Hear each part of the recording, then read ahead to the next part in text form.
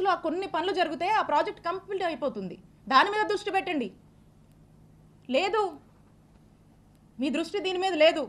మీ ప్రభుత్వం పుణ్యమా అని ఈరోజు చూస్తున్నారా? నియోజకవర్గంలో వ్యవసాయం చేసుకునేటువంటి రైతులు పత్తి మిర్చికి సరైన గిట్టుబాటు ధర లేదని చెప్పి ఏడుస్తున్నారు. మీ ప్రభుత్వం పుణ్యమా అని నిత్యావసరాల ధరలు, ఆ వస్తువుల ధరలు పెరిగి సామాన్యుడు కొనుక్కోలేక ఎన్ని ఇబ్బందులు పడుతున్నారో ఒకసారి తెలుసుకోండి. మీ ప్రభుత్వ పుణ్యమా అని వ్యాపారస్తులు వ్యాపారాలు సరిగా సాగక ఆ వ్యాపారం సాగించాలన్నా మీరు పెట్టే ట్యాక్సులు, మీరు అడుగుతున్నటువంటి మెంబర్షిప్లు కట్టలేక ఎన్ని ఇబ్బందులు పడుతూ తలబాదుకుంటున్నారో తెలుసుకోండి. ఇవేవి మీకు పట్టవు. పూర్తిగా మీ ఫోకస్ 2 అంశాల మీదే.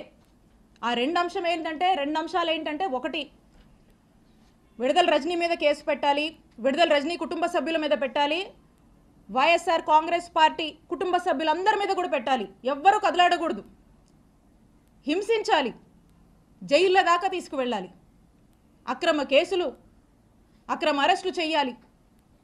ఇదొక ఇంట్రెస్ట్ అయితే మీకు ఇంకొక ఇంట్రెస్టు హ్యాపీగా జోబులు నింపుకోవాలి. సామాన్యుల్ని కూడా ఇబ్బంది పెట్టి అక్రమంగా డబ్బులు సంపాదించాలి, మీ జోబులు నింపుకోవాలి. దోపిడీ, అక్రమ సంపాదన, అక్రమ కేసులు, అక్రమ సంపాదన, ఈ రెండింటి మీదే మీ 100% ఫోకస్ ఉంది.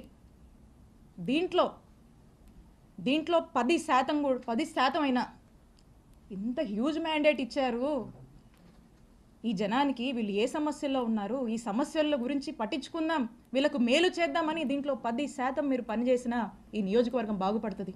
కానీ ఇవేవి పట్టవు, ఇవేవి మీకు పట్టట్లేదు. ఒక్కసారి ఆలోచన చేయండి. మేము అధికారంలో ఉన్నప్పుడు, నేను ఎమ్మెల్యేగా ఉన్నప్పుడు, నేను మంత్రిగా ఉన్నప్పుడు, ఒక్కసారి 2014 నుంచి 2019 వరకు మీరు చేసినటువంటి అక్రమాలు, ఇల్లీగల్ యాక్టివిటీస్, మీరు చేసినటువంటి స్కాములు, మీరు చేసినటువంటి పాపాలు, ఇవన్నీ ఏంటా అని ఇక్కడున్నటువంటి ఒక సామాన్య జర్నలిస్టు మిమ్మల్ని ప్రశ్నిస్తే, జర్నలిస్టు మర్డర్ల దాకా కూడా మీరు చేసినటువంటి పాపాల గురించి నేను ఒక్కరోజు ఆలోచించుంటే ఏమైండేవాళ్ళు పుల్లారావు గారు? మీరు ఏమైండేవాళ్ళు?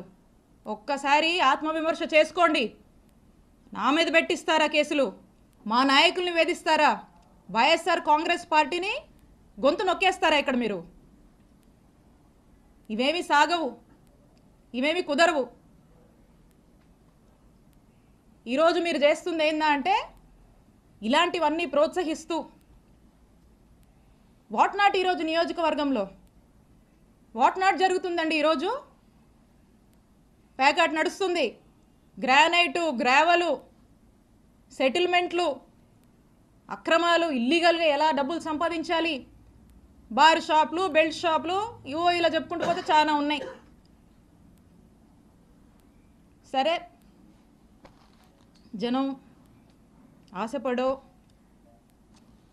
సూపర్ 6, సూపర్ 7 అని చెప్పారు, మాయమాటలు చెప్పారు. సరే చూద్దాంలే అనుకున్నారు. ఇంత పెద్ద మ్యాండేట్ మీకు ఇచ్చారు ఈ రాష్ట్రంలో. మేము కూడా అనుకున్నాం, ఓకే మేము మంచి చేసి ఓడిపోయాం, గెలుపోవటమి సహజమే, చూద్దాం ఏ మేరకు ఈ ప్రభుత్వం ప్రజల ఎక్స్పెక్టేషన్స్కి తగ్గట్టుగా పనిచేస్తుంది చూద్దామని మేము చూస్తున్నాం. చాలా క్రమశిక్షణగా, చాలా పద్ధతిగా మా నాయకుడు చూపించినటువంటి బాటలో ప్రజలకు మేలు చేస్తూ నడవడమే మాకు తెలుసు. ఇలా మీలాగా చీప్ ట్రిక్స్, ఈ చీప్ పాలిటిక్స్, ఎవరినో పెట్టి ఏదేదో చేస్తామంటే నేను ఒకటే చెప్తా ఉన్నా. నాకు నవ్వొస్తుంది పుల్లారావు గారు, ఎందుకో చెప్పనా? నా రాజకీయ అనుభవం 7 ఏళ్ళు. నా 7 ఏళ్ల రాజకీయ అనుభవం ముందు మీ 25 ఏళ్ల రాజకీయం తల జించుకుంది ఈ రోజుతో అనిపిస్తుంది.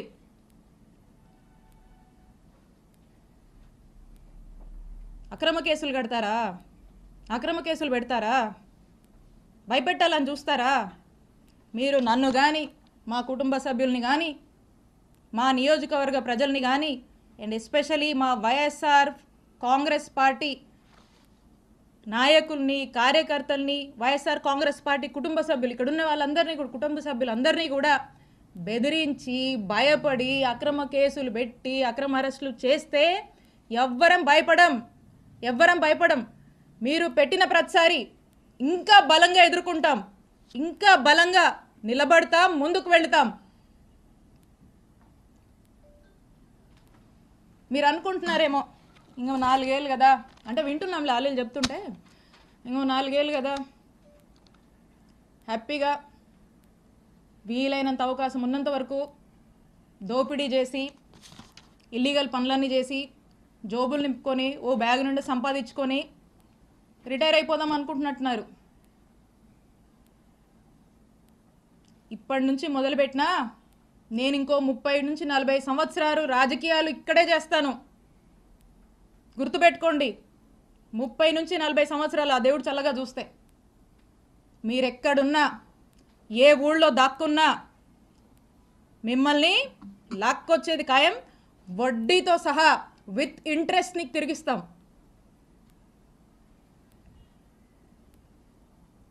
అలాగే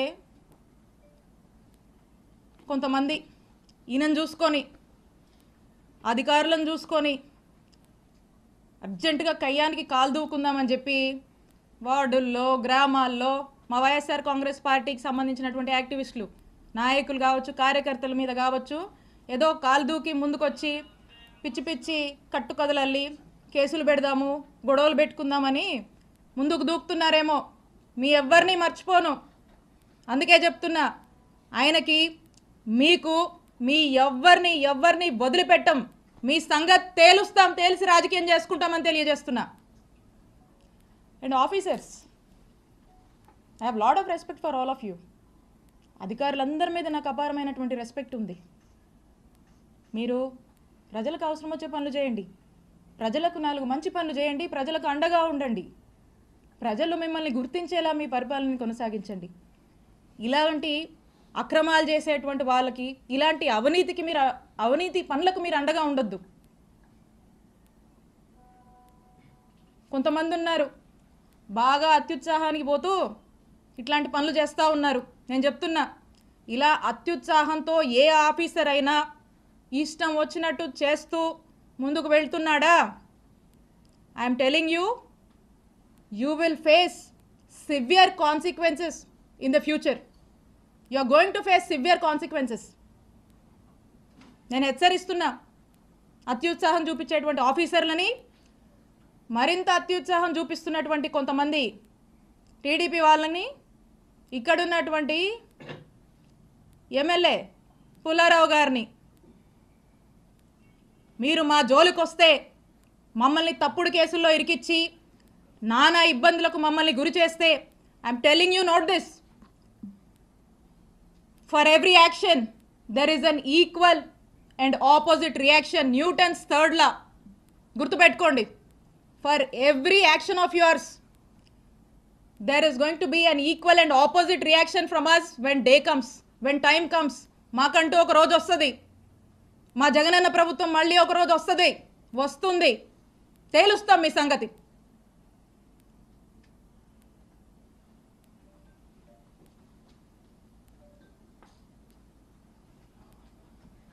మేడం, మీరు ఆల్రెడీ కంప్లైంట్ ఇచ్చినట్టున్నారు, మీరు కూడా కంప్లైంట్ డీజీపీ, అది ఏమైంది మేడం? చూస్తున్నారు కదన్నా, నేను ఒక కంప్లైంట్ ఇచ్చి దాదాపు 4 నెలలు అయింది. ఈ 4 months నుంచి చూస్తున్నా, దాని మీద నో స్టేటస్. వాళ్ళకి దాని మీద ధ్యాస ఉంటాయి కదా, అప్పుడెప్పుడో 2019లో అంట అది జరిగిన దాని మీద ఇప్పుడు కేసులు కడుతున్నారు. అది జరిగినట్టు మ్యానిపులేట్ చేసి కేసులు కడుతున్నారు. ఇప్పుడు మేము ఇస్తే ఆ కంప్లైంట్లు పట్టవంట వాళ్ళకి. సో ఖచ్చితంగా దీని మీద నేను పోరాడతాను, దీన్ని వదిలిపెట్టను. తొందరలో దీన్ని నేను ముందుకు వెళ్ళి న్యాయస్థానాన్ని కూడా నేను ఆశ్రయిస్తాను. మేడం, గ్రావెల్ వ్యవహారం ఏదో ఉందని, స్కామ్ ఏదో చేశారని చెప్తున్నారు, ఆరోపణ వస్తూ ఉంది. ఏదన్నా గ్రావెల్కి సంబంధించి ఏది? క్రషర్స్కి సంబంధించి. ఓ రైట్. ఇప్పుడు మాట్లాడుకున్నాం కదా ఒక కట్టుకథ గురించి. ఇప్పుడు ఇలాంటి కట్టుకథే ఆ క్రషర్కి సంబంధించి కూడా. దీని స్క్రీన్ ప్లే, డైరెక్షను